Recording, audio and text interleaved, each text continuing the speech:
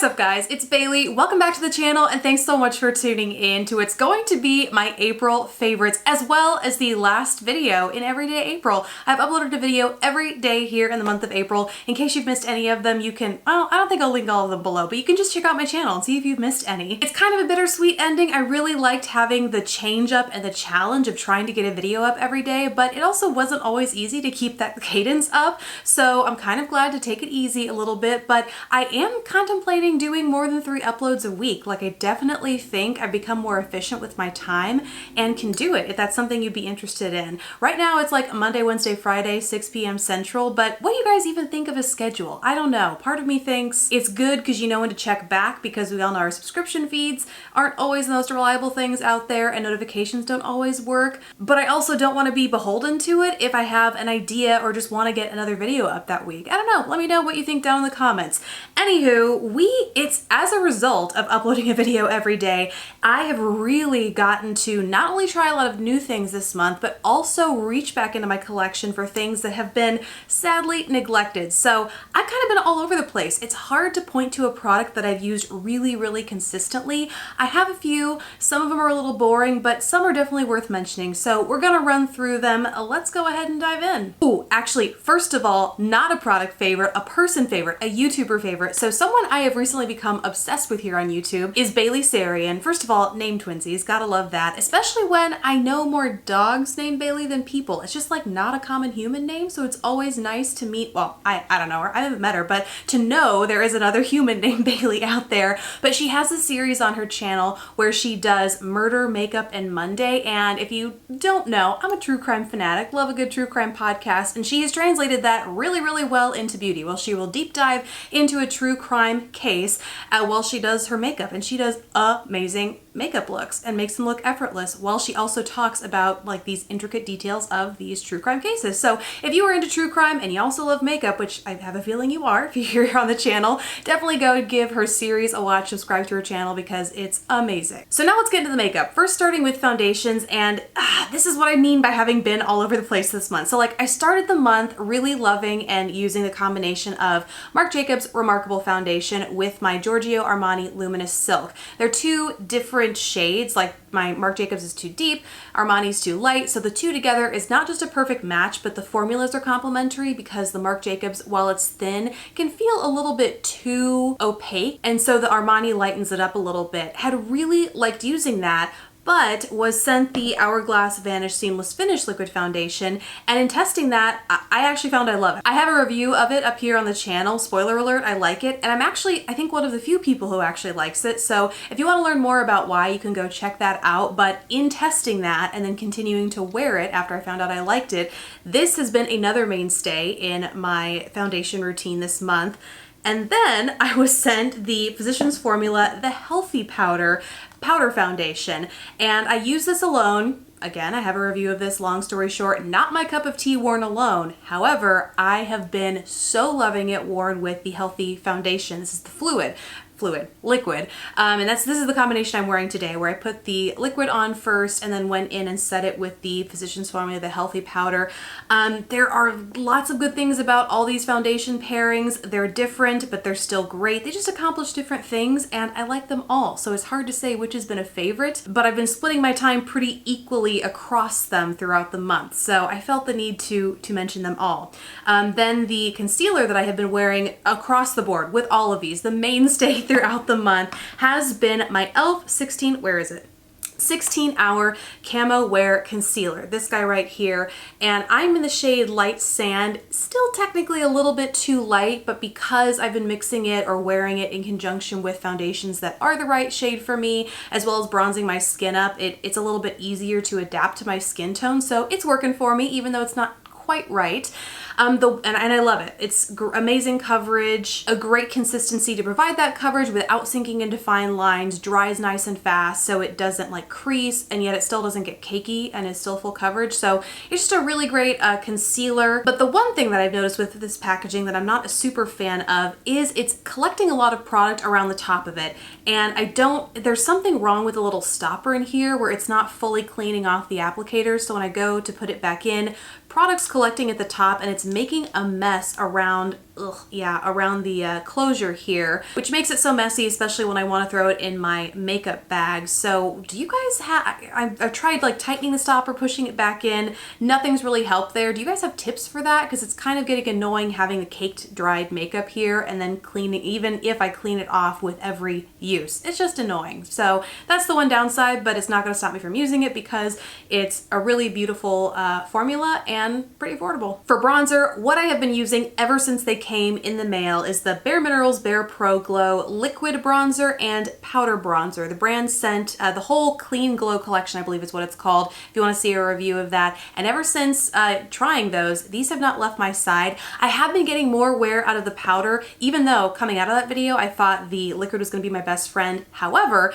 because I had been testing the healthy powder from Physicians Formula, I have been wearing a powder bronzer over top, you know, not wanting to put a liquid product over that powder. If I was wise, I would have done that whole reverse blush bronzer highlight thing under the powder, but just didn't get around to doing it. And I've been loving the current foundation combination so much so that I didn't want to change things up. So technically I have been getting more use out of the powder. The shade that I use is Faux Tan here. Actually in both the liquid and the powder it's Faux Tan, but I just really love this. It has a good depth. It's very layerable. Like I could go even more so in with this to really build that pigment up, but just a light dusting is perfect for my skin tone. Gives this beautiful, not even a satiny, like it's not matte. It's not going to leave you feeling flat or dry or anything like that, but it doesn't quite have a shimmer to it either. It's a true satin, so it leaves your skin looking and feeling very smooth, airbrushed, and bronzed naturally. So have just really been liking that. For blush, it's been kind of split. For the first part of the month, I have been all in on my Natasha Denona Diamond and Glow. This is the blush and highlight duo. The blush is this really pretty like baby pink with a gold shift to it. And then the highlight is a crystallized shimmer that I've said repeatedly here in videos throughout the month, so I won't like repeat myself too much, but it looks chunky, but I think personally comes off as more of a dewy, wet looking glow across the cheeks rather than chunky sparkle. So I have actually really been liking that for like everyday makeup until I bought the Beauty Bakery Cotton Candy, what's this called? Cotton Candy Champagne Blush Lighter Palette, called so because while these are blushes, they are all intensely luminous, absolutely gorgeous. And since purchasing this is all I've picked up every day. It's what I'm wearing today, and I have just loved the glow that it gives my cheeks. Honestly, I haven't leaned too much on one shade in particular. I kind of take my brush. I've been going in with this one from It Cosmetics, which picks up a ton of product, by the way, and I honestly just kind of go every which way in all of these colors, and yeah, I really like them. They're all super beautiful. For highlighters, I mean, at the risk of sounding redundant, like they are what I have been using ever since I've gotten them, but to go back to Beauty Bakery, I picked up the Milk and Honey palette. Ever since getting that, have been using it every day, and it's another one of those, kind of like the Cotton Candy palette, where I really don't pick one. I just kind of go in with a swirl of multiple and apply them liberally all across my face. The same can be said though for that Bare Minerals Clean Glow collection. That was kind of like, I got that before the Beauty Bakery arrived, so I used those every day up until getting this palette. And before that, I was using my Natasha Denona Diamond and Glow highlighter. So the theme for me this month is lack of loyalty. I mean, I have been using what I have, which I absolutely love, but unfortunately I feel like that's led to kind of a scattered favorites video.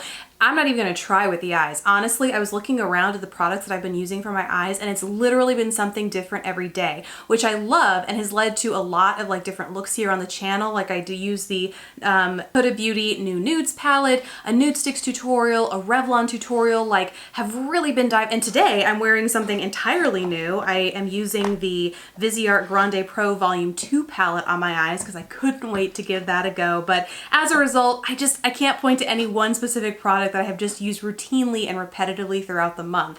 If you want to go see the things that I have used throughout the month, go check out the videos that I've posted because I do love them all. I just can't pick one. You know, it's like picking a favorite kid. You just can't do it, right? I don't know. I don't have kids. What I can talk about though is mascara. So it's no secret, for the past few months now, I have pulled out my Voluminous Lash Paradise. This has been a go-to every day, But I was rummaging around in my collection looking for stuff to pull out for tutorials this month and came across the primer of the Voluminous Lash Paradise base, the primer for this mascara. And I thought, you know, if I love the mascara so much, I should probably at least give the primer a little bit of a go.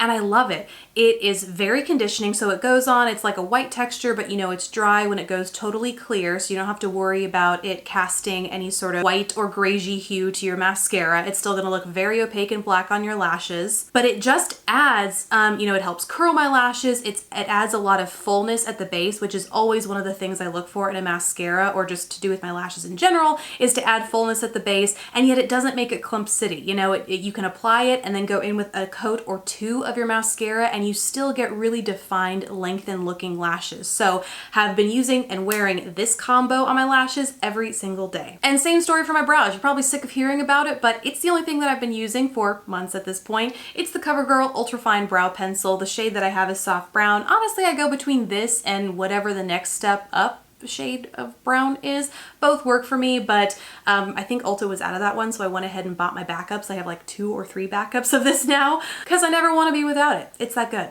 And last up are lips, and towards the last week and a half-ish of the month, I've been going brighter, bolder. I pulled out my Lisa Eldridge Velvet lipsticks. I also recently did like my favorite bold orange lipsticks roundup here on the channel, and so as a result, that had me wearing very bright, bold lips through the last, you know, portion of the month. But before that, it was nude, and it was one nude in particular that I was wearing with pretty much every look, because it's one of those shades for me that just, no matter what I'm wearing in my eyes, warm, cool, intense, light, whatever, this always goes with it. It's the Wet n Wild Megalast Liquid Catsuit High Shine Lipstick in the shade Send Nudes. There's just something about this nude on me that it's very flattering. It looks like a gloss. I mean, every shade in this collection looks like a gloss. They're like high shine opaque glosses, but this shade of nude on me is like a Your Lips But Better shade of nude. Adds no sort of blush, doesn't add any sort of color to my lips. It's just like the perfect nude. I don't know how else to explain it besides that, but it's made it my go-to lip for the majority of the month. I think, ooh, this is probably a good one to talk about too. My nails, as you know, they are always press-ons, nothing different there, but I think it was either at the end of March or the beginning of April, I used this set from Impress. They're from the Alice and Olivia collection, and I fell in love. But because they're limited edition, I went to their website and picked up like 4 more pairs. So I will list the style down in the description box below because I can't think about it off the top of my head. I don't have the packaging sitting right in front of me, but I was so obsessed and impressed that I bought a lot of them. And they weren't even full price. When I bought them, they were having a sale on the website, and so they were, you know, even more affordable than usual. And if you ever run into problems finding the style of Impress that you want, I always just go to the site. That actually tends to be where I buy most of my nails from them now. It's just because it's more reliable to find the style you want in stock, and it ships pretty quickly. Like, I didn't wait longer than 3, maybe 4 days. Like, it's pretty standard good shipping when you order from there. So just a hot tip, you're looking to try some Impress nails and you can't find the styles you want in drugstores, go ahead and check their site.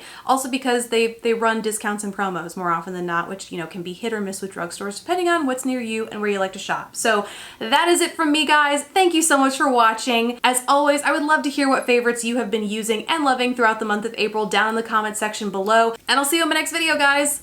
Bye.